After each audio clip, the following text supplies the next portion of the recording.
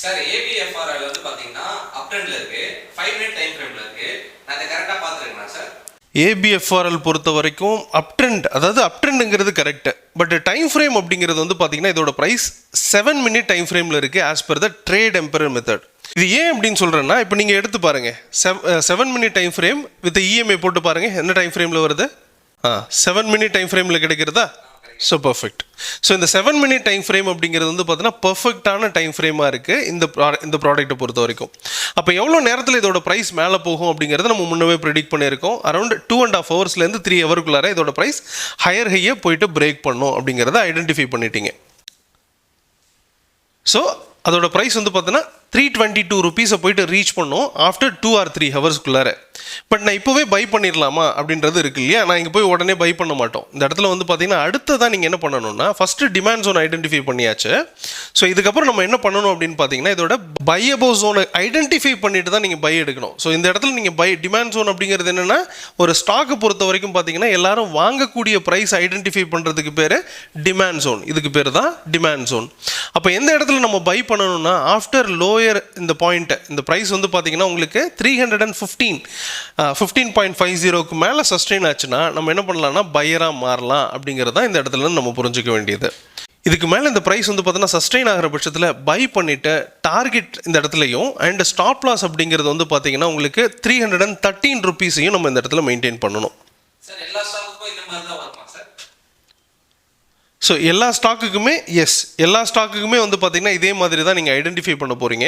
Have to identify the trending stocks. அதை identify பண்ணிட்டு தான் நீங்கள் ட்ரேட் எடுக்கணும்.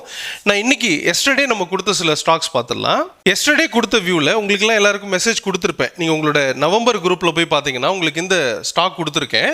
அதில் பார்த்தீங்கன்னா இந்த பாலி கேப் கொடுத்துருக்கேன் பாருங்கள். இது டிமாண்ட் ஜோன் அப்படிங்கிறது நம்ம ஐடென்டிஃபை பண்ணியிருக்கோம். அதாவது அந்த ப்ரைஸ் வந்து பார்த்தீங்கன்னா 5 மினிட் டைம் ஃப்ரேமில் ட்ராவல் ஆகுது.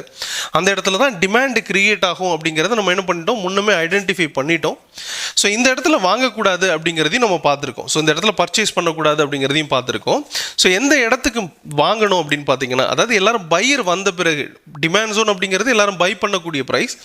இந்த பை பண்ண பிறகு, எல்லாரும் பை பண்ண பிறகு தான் நம்ம எடுக்க போகிறோம். அதாவது பை அபவ் ஜோன் அப்படிங்கிற இந்த இடத்துக்கு தான் நம்ம பை பண்ண போகிறோம். ஸோ ஒன்ஸ் இந்த ப்ரைஸ் வந்து பார்த்தீங்கன்னா பை அபவ் ஜோனுக்கு மேலே சஸ்டெயின் ஆயிருக்கு. ஸோ ப்ரைஸ் வந்து பார்த்தீங்கன்னா டார்கெட்டை போயிட்டு ரீச் ஆயிருக்காங்க அழகாக.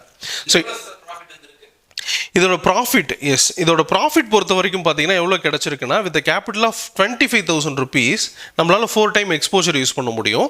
அரௌண்ட் வந்து பார்த்தீங்கன்னா 1 lakh ருபீஸ் வச்சுட்டு 1.36%, அதாவது 1300 ரூபாய் உங்களுக்கு ப்ராஃபிட் கிடச்சிருக்கும் இன்ட்ராடேல. நம்ம கொடுத்த டார்கெட் வரைக்கும் வச்சிருக்கிறோம் பட்சத்தில்.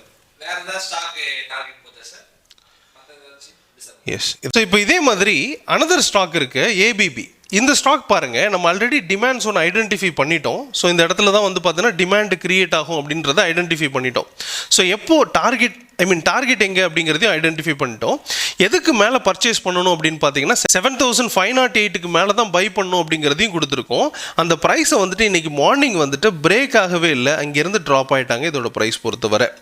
அண்ட் நம்ம அந்த ப்ரைஸுக்கு பிரேக் ஆகி சஸ்டெயின் ஆனால் தான் என்ட்ரு ஆகணும். ஈவன் மார்க்கெட் கீழே வந்துருச்சுன்னா கூட நம்ம என்ன பண்ணலாம், ஒரு சேஃப் ஜோனில் தான் இருக்க போகிறோம். இந்த இடத்த பொறுத்த வரைக்கும் அழகாக நமக்கு என்ன எடுத்து இந்த ப்ராஃபிட்டை ரீச் பண்ணணும் after the buy above zone அப்படிங்கிறத ஐடென்டிஃபை பண்ணி ட்ரேட் பண்ணுறதுனால நம்ம கொஞ்சம் ரிஸ்க் இல்லாமல் ட்ரேட் பண்ணுறோம் அப்படிங்கிறது தான் ட்ரேட் எம்பரர் மெத்தட்.